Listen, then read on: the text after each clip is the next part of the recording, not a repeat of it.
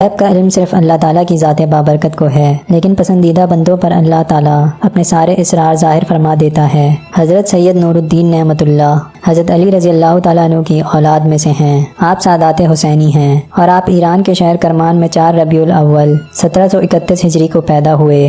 آپ نے اپنی مشہور زمانہ کتاب فارسی میں لکھی اور اردو میں اس کتاب کا نام حضرت نعمت اللہ شاہ ولی رحمۃ اللہ علیہ کی 850 سالہ پیشن گوئیاں ہیں۔ اس کتاب میں آپ کی بیان کی گئی پیشن گوئیاں حرف بحرف صحیح ثابت ہوئی ہیں، اور اس ویڈیو میں ہم آپ رحمۃ اللہ علیہ کی پاکستان کے بارے میں کی گئی پیشن گوئیوں کے بارے میں جاننے کی کوشش کریں گے۔ سکھوں کے روحانی پیشوا بابا گرو نانک کے بارے میں آپ اپنے اشعار میں ایسے ذکر فرماتے ہیں، جس کا ترجمہ یہ ہے کہ اس کا نام نانک ہوگا، بہت سے لوگ اس کی طرف رجوع کریں گے، یہ بے اندازہ فقیر کا بازار گرم ہوگا اور چرچا ہوگا۔ اور اس کے بعد فرماتے ہیں ملک پنجاب کے درمیانی حصے میں اس کی بڑی شہرت ہوگی، سکھ قوم اس کی مرید ہوگی اور وہ ان کے پیر کے طور پر نمایاں ہوگا۔ پیارے دوستو، بابا گرو نانک 1441 میں پیدا ہوئے اور 1538 میں ان کا انتقال ہوا۔ سکھ قوم مسلمانوں پر بہت ظلم و ستم کرے گی، یہ ظلم و زیادتی 40 سال تک ان میں ظاہر ہوتی رہے گی، اور اس کے بعد تمام عیسائی ملک ہندوستان پر قبضہ کر لیں گے اور 100 سال تک ان کا حکم ہندوستان پر چلتا رہے گا۔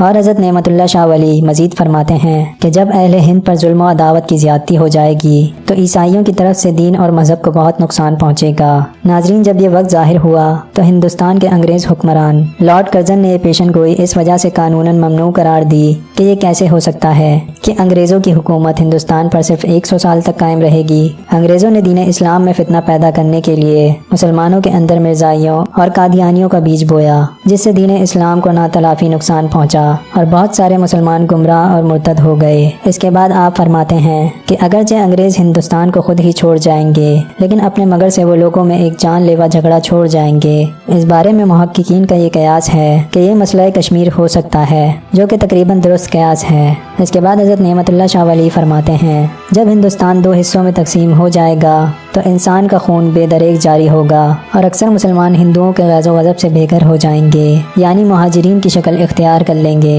اور مسلمان اپنے اسلاف کے علاقے پنجاب، سندھ، بلوچستان میں پناہ حاصل کریں گے۔ بہت رنج و مصیبت کے بعد ان کی بختاوری ظاہر ہوگی۔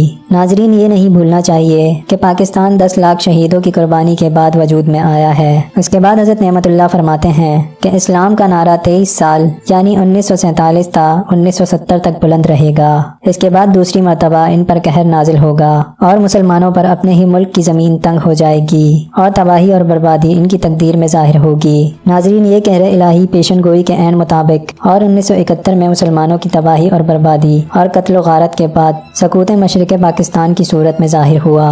اور اس کے بعد حضرت نعمت اللہ شاہ ولی مزید فرماتے ہیں کہ ان کی ذلت کے بعد اللہ تبارک و تعالیٰ کی رحمت اور نصرت سے ان کے لیے پڑوسی ممالک سے امداد ظاہر ہوگی۔ منگول لشکر شمال کی جانب سے مدد کو آئے گا، ایران یعنی فارس والے اور ترکی یعنی عثمان والے بھی مددگار ثابت ہوں گے۔ کامیابی کے یہ تمام اسباب حج کے بعد ظاہر ہوں گے، مسلمانوں کو غیب سے مدد اور نصرت آن پہنچے گی، اور اس طرح اللہ تعالیٰ اپنی قدرت سے مغلوب کو غالب کر دے گا اور مسلمان فاتح اور کامران ہوں گے۔ اس کے بعد آپ مزید فرماتے ہیں کہ لوگوں میں نماز، روزہ، حج اور فطرانہ ادا کرنے کا شوق کم ہو جائے گا۔ یہ اعمال مسلمانوں کے دلوں پر بوجھ کی طرح ہو جائیں گے، سب مسلمان نماز سے غافل رہیں گے، لوگ شہوت کے قیدی ہوں گے اور دنیا میں ہر جگہ ایسا ہی ہوگا۔ اس کے بعد آپ مزید فرماتے ہیں کہ محرم کے مہینے میں مسلمانوں کے پاس ہتھیار آ جائیں گے اور مسلمان اس وقت جارحانہ قدم اٹھائیں گے، اور اس کے بعد ہندوستان کے ملک میں ایک شورش ظاہر ہوگی اور اس مشرکانہ سرزمین پر فتنہ و فساد برپا ہوگا۔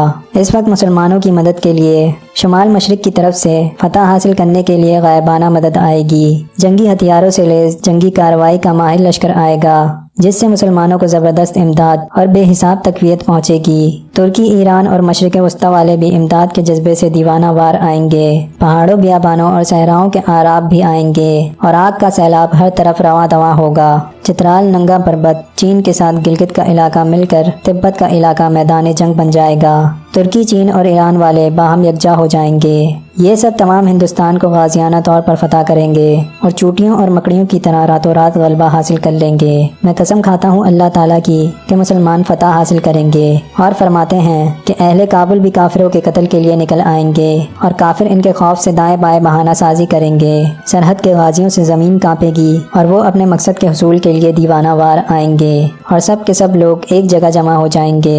اس کام میں سینکڑوں قسم کے غم کی زیادتی ہوگی۔ فریضہ حج کے بعد اور عید الفطر کی نماز سے پہلے مسلمان اپنے ہاتھ سے نکلے ہوئے علاقوں کو بھی حاصل کر لیں گے جو ماضی میں ان سے غاصبانہ طور پر ضبط کر لیے گئے تھے۔ پیارے دوستو، حضرت نعمت اللہ شاہ ولی رحمۃ اللہ علیہ اپنے ایک نہایت اہم شعر میں فرماتے ہیں کہ دریائے اٹک کافروں کے خون سے 3 مرتبہ بھرے گا، پنجاب کا شہر لاہور اور ملک کشمیر نصرت شدہ ہو جائے گا، اور دریائے جمنا اور دریائے گنگا کا علاقہ اور بجنور شہر بھی مسلمانوں کے قبضے میں ہوگا، اور خوبرو لڑکیاں مجاہدین مال غنیمت کے زمرے میں اپنی ملکیت میں لے لیں گے، اور اس کام کے بعد کافر مغلوب ہو جائیں گے اور مسلمانوں کی جرری افواج فتح